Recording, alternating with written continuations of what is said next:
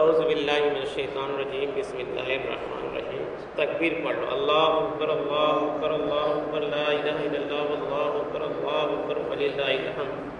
اللہ کے حمد و ثنا اور بڑائی اور وحدانیت بیان کرنا اس میں جب موقع ملے تب پڑھتے رہے. 3 بار اللہ اکبر ہے، 1 بار لا الہ الا اللہ، پھر اللہ اکبر وللہ الحمد. دیکھو اللہ اکبر اللہ اکبر لا الہ الا اللہ واللہ اکبر وللہ الحمد. آیت نمبر 34 سورہ حج کی آیت نمبر 34 ہے، اور اس میں اللہ تعالیٰ نے قربانی کے بارے میں تفصیلی بیان کیا ہے. وَلِكُلِّ أُمَّةٍ جَعَلْنَا مَنْسَكًا لِيَذْكُرُوا اسْمَ اللَّهِ عَلَى مَا رَزَقَهُم مِّن بَهِيمَةِ الْأَنْعَامِ. اور ہر امت کے لیے ہم نے قربانی کا ایک نظام مقرر کیا ہے تاکہ وہ اللہ کا نام لیا کریں ان مویشیوں پر جو اس نے عطا کیا ہے. یعنی اس امت کے علاوہ جو بھی پچھلی امتیں تھیں سب پہ اللہ نے قربانی کا نظام مقرر کیا تھا، اور ہر نبی کی امتی قربانی کرتے تھے، بس اس کا طریقہ الگ الگ ہوتا تھا. ٹھیک، مگر شریعت میں کوئی فرق نہیں ہوتا تھا، سب اللہ کے نام سے ہی ذبح کرتے تھے. فَإِلَٰهُكُمْ إِلَٰهٌ وَاحِدٌ فَلَهُ أَسْلِمُوا. تو جان لو کہ تمہارا معبود ایک ہی معبود ہے، تم اسی کے سامنے سر تسلیم خم کرو، اس کے ہر حکم کی تسلیم کرو، اس کی مکمل اطاعت قبول کرو. ایسا نہ ہو کہ ایک طرف تو قربانی دی جا رہی ہو اور دوسری طرف حرام خوری بھی جاری ہو. حرام کے مال سے قربانی کے جانور خریدے جائیں اور پھر فوٹو بنوا کر اخباروں میں خبریں لگوائی جائیں، یہ سب کچھ اللہ کے یہاں قابل قبول نہیں ہے. اس کو معبود ماننا ہے تو پھر اس کی مکمل اطاعت قبول کرو اور اس کی حرام کردہ چیزوں میں منہ نہ مارو. یعنی یہاں پہ صاف صاف حکم ہے کہ جان لو کہ تمہارا معبود ایک ہی ہے. کون ہے؟ لا الہ الا اللہ. تم اسی کے سامنے سر تسلیم کرو، اور جو کچھ کرو اللہ کی رضا کے لیے کیا جاتا ہے. جو ہم قربانی کرتے ہیں اس کا مقصد ہے کہ ہم اللہ کو راضی کر لیں اور اپنی عزیز ترین چیز اللہ کی راہ میں قربان کر دیں. وبشر المخبتین. اور اے نبی صلی اللہ علیہ وسلم بشارت دے دیجئے عاجزی اختیار کرنے والوں کو. یعنی جو لوگ عاجزی اختیار، جس کے اندر انکسار ہوتا ہے، عاجزی ہوتا ہے، جس کا دل اللہ کی طرف جھکا ہوتا ہے، اللہ تعالیٰ کرے ان کو خوشخبری دے دیجئے. الذین اذا ذکر اللہ وجلت قلوبہم. وہ لوگ جب اللہ کا ذکر کیا جاتا ہے تو ان کے دل لرز اٹھتے ہیں. یعنی جو لوگ ان کا دل اللہ کی طرف جھکا ہوا ہے، جو اللہ والے ہیں، اگر جب اللہ کا ذکر کیا جاتا ہے ان کے دل لرز اٹھتے ہیں. یعنی تواضع اختیار کرنے والوں کی یہ نشانی ہے کہ جب ان کے سامنے اللہ کا ذکر ہوتا ہے تو ان کے دل خوف سے کانپ اٹھتے ہیں. یہ مضمون سورہ انفال کی دوسری آیت میں بھی آیا ہے. انما المؤمنین الذین ذکر اللہ وجلت قلوبہم. مومن تو بس وہی ہے کہ جب اللہ کا ذکر کیا جائے تو اس کے دل لرز اٹھتے ہیں. کیوں لرز اٹھتے ہیں؟ کہ اللہ تعالیٰ جب حساب کتاب کا دن ہوگا تو ہمیں سے یہ خواہش رہنی چاہیے کہ اللہ تعالیٰ رحم فرما دے اور جنت میں داخل ہو جائے اور جہنم کی آگ سے ہم لوگ بچ جائیں. اس لیے دل لرز اٹھنا چاہیے. والصابرین علی ما اصابہم والمقیم الصلاۃ ومما رزقناہم ينفقون. اور ان کو جو بھی تکلیف پہنچے اس پر صبر کرنے والے اور نماز قائم کرنے والے ہیں، اور جو کچھ ہم نے ان کو دیا ہے اس میں سے وہ خرچ کرتے ہیں. یعنی ان کی خوبی اور بتائی جا رہی ہے. جو لوگ اللہ کے عاجزی اختیار کرنے والے ہیں کہ ان کو جو بھی تکلیف پہنچتی ہے اس پر وہ صبر کرتے ہیں اور نماز قائم کرنے والے ہیں. اور جو کچھ ہم نے دیا، یعنی جو کچھ اللہ نے مال دولت جو کچھ بھی دیا ہے، اعلیٰ اولاد دیا ہے، اس میں سے وہ خرچ کرتے ہیں. نماز قائم کرنے کا مراد یہ ہے کہ جب ہم نماز پڑھتے ہیں تو نماز قائم ہو گئی تو جو اس میں احکام ہے، جو اللہ کا حکم ہے، جو ہم اللہ سے وعدہ کرتے ہیں، اس کے وہ اپنے اوپر قائم کریں، اس کے حساب سے اپنی زندگی گزاریں. یہ ہے نماز قائم کرنے کا مطلب کہ جو ہم کہیں اللہ کے سامنے وعدہ کریں، ایاک نعبد و ایاک نستعین، ہم تیری عبادت کرتے ہیں، تجھ سے ہی مدد مانگتے ہیں. ٹھیک، تو اس بات پر ہم جمے رہیں، کہیں بھٹکے نہیں. یہ ہے اس کا اصل مقصد. والبدن جعلناها لکم من شعائر اللہ، اور قربانی کے اونٹوں کو ہم نے تمہارے لیے شاعر اللہ میں سے بنایا. شاعر اللہ مانے اللہ کی نشانی ہے. یہ جو قربانی ہے، عید ہے، یہ صفا مروہ ہے، حج بیت اللہ ہے، خانہ کعبہ ہے، یہ سب اللہ کی نشانیاں ہیں. کیا ہیں؟ اللہ کی نشانیاں ہیں. قربانی کے جانور خاص طور پر اونٹ بھی اللہ کے شاعر میں سے ہے. لکم فیہا خیر، تمہارے لیے ان میں بھلائی ہے. کیا ہے؟ تمہارے لیے ان میں بھلائی ہے کہ ان کا گوشت تم خود بھی کھاتے ہو اور غربا کو بھی کھلاتے ہو.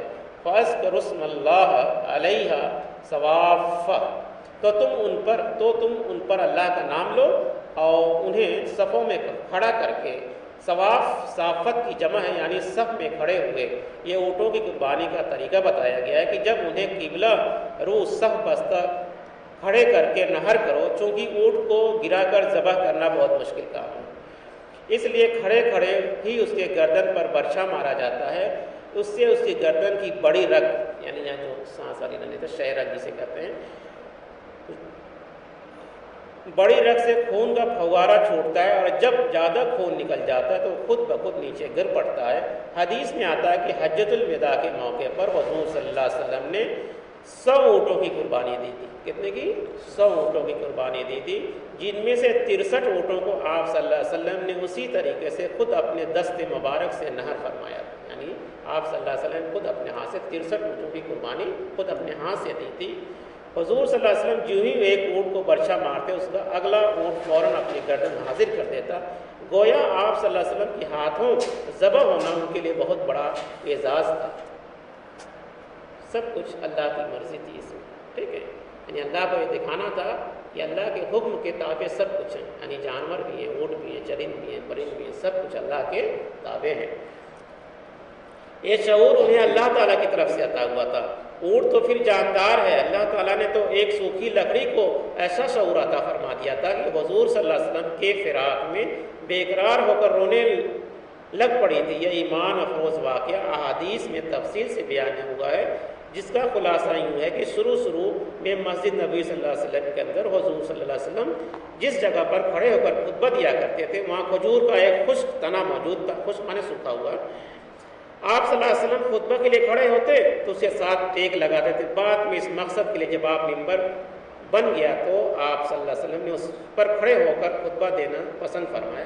لیکن جب آپ صلی اللہ علیہ وسلم پہلے دن ممبر پر تشریف فرما ہوئے تو خشک لکڑی سے ایسی آوازیں آنا شروع ہو گئی جیسے کوئی بچہ بلک بلک کر رو رہا ہو. یعنی وہ خشک لکڑی اپنی محرومی پر رو رہی تھی کہ آج کے بعد مجھے حضور صلی اللہ علیہ وسلم کی معیت نصیب نہیں ہوگی. اس روز سے اس کا نام ہینانا، کیا پڑ گیا اس کا نام؟ ہینانا، یعنی رکت والی پڑ گیا. بعد میں اسے ایک جگہ پر ستون تعمیر کر دیا گیا جو ستون ہینانا نام سے موسوم ہے. مولانا روم رحمۃ اللہ علیہ نے اپنے اشعار میں اس واقعہ کی طرف اشارہ کیا ہے. فلسفی کا منکر ہینانا است ازی ہوا سے انبیاء بیگانہ است. یہ فارسی ہے کہ فلسفی کو ہینانا جیسے معاملہ کی سمجھ نہیں آ سکتی اس لیے کہ انبیاء کے مقام اور مرتبہ سے واقف نہیں ہے. فلسفی اسے کہتے ہیں فلاسفر کو. وہ تو انبیاء کو اکرام علیہ السلام کو بھی عام لوگوں پر قیاس کرتا ہے. ایک اقلیت پسند شخص تو ایسے واقعہ کو تسلیم کرنے سے فوراً انکار کر دے گا. سر سید احمد خان بھلا کیسے تسلیم کرتے کہ ایک سوکھی لکڑی سے رونے کی آواز آ سکتی ہے. بہرحال پرانے زمانے میں ایسی باتوں کا انکار فلسفی کیا کرتے تھے. آج کل سائنسداں اقلیت پرست دانشور باتوں کے منکر ہیں. یعنی جو لوگ عقل لگاتے ہیں دین میں، جو لوگ بھی آپ عقل لگاتے ہیں، جو کوئی بھی انسان ہے، تو کچھ باتیں اللہ تعالیٰ کہتا ہے کہ تمہاری سمجھ سے باہر ہے، اس کو سمجھ نہیں پاؤ گے تم. وہ ایک معمہ ہے اور تمہارے بس کی بات نہیں ہے. بس جو اللہ نے بتا دیا اس کو مان لو. ہاں منکر حدیث تھے. فَإِذَا وَجَبَتْ جُنُوبُهَا، تو جب ان کے پہلو زمین پر ٹک جائیں، جب خون بہنے سے اونٹ کمزور ہو جاتا ہے تو پھر وہ ایک طرف کو اپنی کروٹ کے بل زمین پر گر پڑتا ہے تو اس کی قربانی ہو گئی. حدیث میں آتا ہے کہ جب تک جانور کے اندر سے پوری روح نہ نکل جائے تو اس کے جسم سے ایک لوتھڑا بھی گوشت کا کاٹا نہ جائے. اگر کسی نے ایسا کیا تو اس کا گوشت حرام ہو جائے گا. یہ حدیث میں صاف ستھری، اس لیے جانور جب پورا ٹھنڈا ہو جائے ذبح کرنے کے بعد تب اس کے اوپر جو ہے اس کا لوگ کیا کرتے ہیں کہ جب گردن کرتے تو بھوکتے چاقو جلدی جانے، نہیں وہ سب غلط طریقہ ہے، جلدی بازی نہیں کرنا ہے، ٹھیک ہے، ہاں آرام سے، اور ایک یہ سب جانوروں کا بھی احترام کرنا ہے، کیا کرنا ہے، اللہ نے جانور تو بنایا ہے ہمارے لیے مگر اس کا بھی اللہ تعالیٰ نے اس کو عزت دی ہے، احترام دیا، ایک طریقہ بتایا، اس طریقے پہ عمل کرنا ہے۔ فَكُلُوا مِنْهَا وَاطْعِمُوا الْقَانِعَ وَالْمُعْتَرَّ، تو اب اس میں سے خود بھی کھاؤ اور کناز سے بیٹھے رہنے والے اور سوال کرنے والوں کو بھی کھلاؤ۔ ایسے مواقع پر ان سفید پوش ناداروں کو بھی مت بھولو جو اپنی خودداری و قناعت کے سبب کسی کے آگے دست سوال دراز نہیں کرتے، لیکن ان کے ساتھ ان محتاجوں کو بھی کھلاؤ جو اپنی محروموں کے ہاتھوں بے قرار ہو کر مانگنے کے لیے آپ کے پاس آ گیا ہے۔ جو کوئی مانگنے کے لیے آ گیا ہے اس کو بھی دیجیے۔ اب کچھ لوگ معاشرے میں ایسے بھی ہوتے ہیں کہ جو بہت خوددار ہوتے ہیں، وہ اپنا ہاتھ کسی کے آگے پھیلاتے نہیں ہیں، تو ان کا بھی خیال رکھو، ان کو تب بھی گوشت پہنچاؤ۔ کذالک سخرنا لکم لعلکم تشکرون، اس طرح ہم نے ان کو تمہارے لیے مسخر کر دیا ہے کہ تاکہ تم شکر ادا کرو۔ اونٹ اتنا بڑا جانور ہے مگر اللہ تعالیٰ نے اسے تمہارے لیے اس انداز سے مسخر کر دیا کہ تم اسے برچا مار کر نہر کر لیتے ہو، پھر اس کا گوشت کھاتے ہو، اس لیے کہ تم پر لازم ہے کہ تم اللہ کی نعمتوں کا شکر ادا کرو۔ کیا کرو؟ تم اللہ کی نعمتوں کا شکر ادا، اللہ نے تمہارے بس میں کر دیا ہے، انسان کے بس میں کر دیا۔ بھائی انسان سے تو زیادہ طاقتور ہے نا اونٹ، مگر وہ انسان کے بس میں، یہ سب اللہ کی طرف سے ہے۔ لن ينال الله لحومها ولا دماؤها ولكن ينال الله التقوى منكم، اللہ تک نہ تو ان کے گوشت پہنچتے ہیں نہ ان کے خون، لیکن اس تک پہنچتا ہے تمہاری طرف سے تقویٰ۔ یہ جو گوشت ہے، جو ایک خون ہے، یہ اللہ کے تک، اللہ سے کوئی لینا دینا نہیں ہے۔ تم کھاتے ہو، تم گوشت کھاتے ہو، مگر کیا پہنچتے ہیں؟ تقویٰ، یعنی اللہ سے ڈر، اللہ پرہیزگاری۔ یعنی حدیث میں آتا ہے کہ خون گرنے سے پہلے ہی اللہ تعالیٰ تمہاری قربانی کو قبول کر لیتا ہے، جیسے تمہاری نیت ہوتی ہے۔ قربانی کا اصل فلسفہ یہ ہے کہ بلکہ ہر عبادت کا فلسفہ یہ ہے، کسی صرف قربانی نہیں، ہر عبادت کا، کسی بھی عبادت کا ایک ظاہری پہلو یا ڈھانچہ ہے اور ایک اس کی روح ہے۔ ظاہری ڈھانچہ اپنی جگہ اہم ہے اور اس لیے ضروری ہے کہ اس کے بغیر عبادات کا بجا لانا ممکن نہیں ہے، لیکن یہ ظاہری پیکر اصل دین ہے، اصل مقصود نہیں ہے۔ کسی بھی عبادت سے اصل مقصود اس کی روح ہے۔ کیا ہے؟ اس کی روح ہے۔ علامہ اقبال نے اس پہ ایک شعر کہا ہے، رہ گئی رسم ازا روح بلالی نہ رہی، فلسفہ رہ گیا تلقین غزالی نہ رہی۔ نماز و روزہ و قربانی و حج یہ سب باقی ہیں، تو باقی نہیں۔ کیا ہے؟ کہ نماز و روزہ و قربانی و حج یہ سب باقی ہیں، تو باقی نہیں ہے، یعنی انسان تو باقی نہیں۔ روزہ بھی ہے، حج بھی ہے، نماز بھی ہے، مگر تمہارے اندر وہ جو روح ہونی چاہیے تھی وہ نہیں ہے۔ یہ کہنے کا اصل مقصد ہے کہ چنانچہ قربانی کا اصل مقصد ہمارے دلوں کا تقویٰ اور اخلاص ہے۔ اللہ کے ہاں جو چیز اہم ہے وہ یہ ہے کہ جو شخص قربانی دے رہا ہے وہ اپنی معمول کی زندگی میں اس کی نافرمانی سے کتنا ڈرتا ہے۔ یہ سب یاد رکھنا ہے کہ اس قربانی کے پیچھے کیا کیا مقصد ہے۔ وہ اپنے روزمرہ کے معاملات میں اللہ کے قوانین کا کس قدر پابند ہے، کس قدر وہ اپنی توانائیاں، اپنی صلاحیتیں، اپنا مال اللہ کی راہ میں صرف کر رہا ہے۔ کیا قربانی کے جانور کے اہتمام اس نے رزق حلال سے کیا ہے؟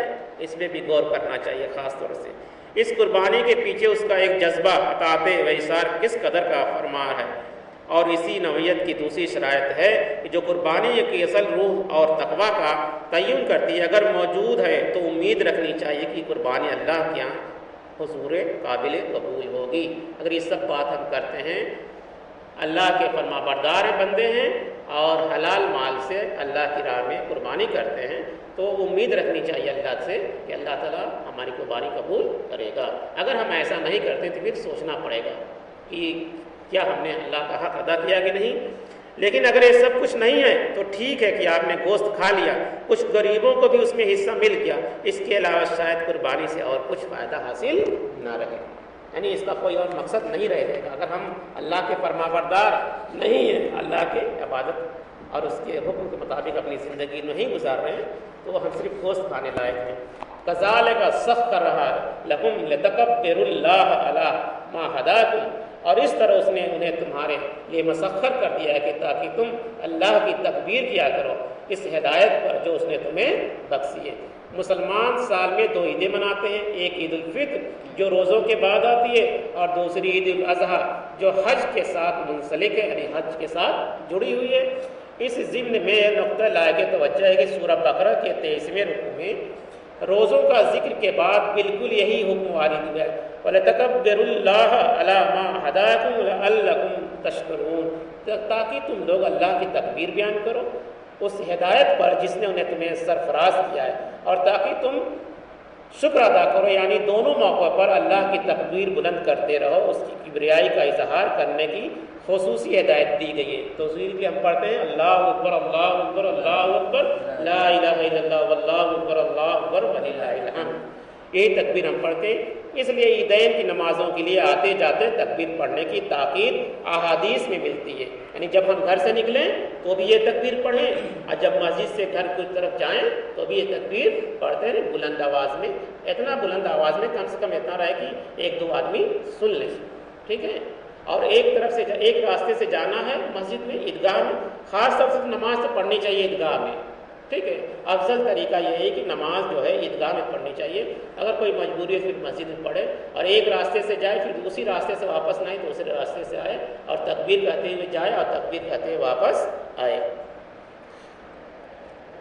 پڑھنے کی تاکید احادیث میں ملتی ہے، اور عیدین کی نمازوں کے اندر بھی اضافی تکبیریں پڑھی جاتی ہیں. وبشر المحسنین، اور اے نبی صلی اللہ علیہ وسلم محسنین کو بشارت دے دیجئے. یعنی محسنین سے وہ لوگ مراد ہیں جو اسلام، ایمان اور تقوی کی منزلیں طے کرتے ہوئے درجہ احسان تک پہنچنے کی کوشش کرتے ہیں، اور اللہ کی توفیق اس درجے کو حاصل کرتے ہیں. یعنی اللہ تعالیٰ حضور صلی اللہ علیہ وسلم کے ذریعے محسنین کو بشارت دیجیے، اور محسنین کی تعریف بتا دی گئی کہ ایسے لوگ جو اللہ سے ڈرنے والے ہوں اور ایمان کے ساتھ تقوی اختیار کرتے ہوں اور کوشش کرتے ہوں. کوشش کرتے بھائی ہم کوشش کر سکتے ہیں، کیا کر سکتے ہیں؟ کوشش کرتے ہیں کہ اللہ کی توفیق اس درجے کو حاصل کر لیتے ہیں. اللہم ربنا اجعلنا منہم، اللہم ربنا اجعلنا منہم، اللہم ربنا اجعلنا منہم، آمین ثم آمین. یہ پوری مکمل ہوگی 31 سے لے کر 37 آیت تک، 34 سے لے کر 37 آیت تک. یہ سورہ حج کی آیت ہے. اگر کسی کو موقع ملے تو پورا 22واں پارہ پڑھے. اس میں حج اور قربانی کے مسائل اللہ تعالیٰ نے بیان کیے. اللہ تعالیٰ سے دعا ہے کہ ہم لوگوں کو اس آیتوں پر عمل کرنے اور اللہ سے ڈرنے والا اور اللہ کا تقوی اختیار کرنے والا بنا دے. آمین ثم آمین. سبحان اللہ وبحمدہ، سبحانک اللہ وبحمدہ، نشہد ان لا الہ الا اللہ ونستغفرک ونتوب الیک. سبحان ربک رب العزۃ عما یصفون وسلام علی المرسلین والحمد للہ رب العالمین. حدیث میں آیا ہے کہ رسول صلی اللہ علیہ وسلم فرماتے ہیں جس انسان کے پاس طاقت نہیں قربانی کی، تو وہ پہلے ذوالحجہ سے لے کر